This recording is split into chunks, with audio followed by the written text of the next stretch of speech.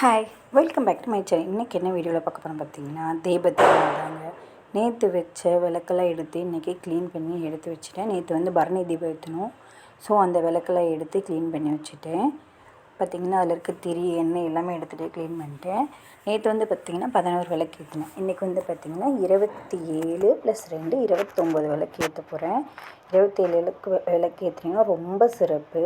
So நான் 29 ஏற்ற போகிறேன். விளக்கெல்லாம் எடுத்து வச்சிட்டேன். அப்புறம் பார்த்திங்கன்னா நம்ம செடியில் இருந்த பூ, இது வந்து பார்த்திங்கன்னா நம்ம 7 days பூ. அதுக்கப்புறம் பார்த்திங்கன்னா சாமந்தி பூ வந்து வாங்கிட்டு வந்தது. விளக்கெல்லாம் ரெடி பண்ணி வச்சுட்டேங்க. இப்போ பார்த்திங்கன்னா சாமிக்கு பூவெல்லாம் மாற்றிட்டு விளக்குக்கு எண்ணெய் ஊற்றி திரி போட்டு எல்லாத்தையும் ரெடி பண்ணி வச்சுட்டேன்.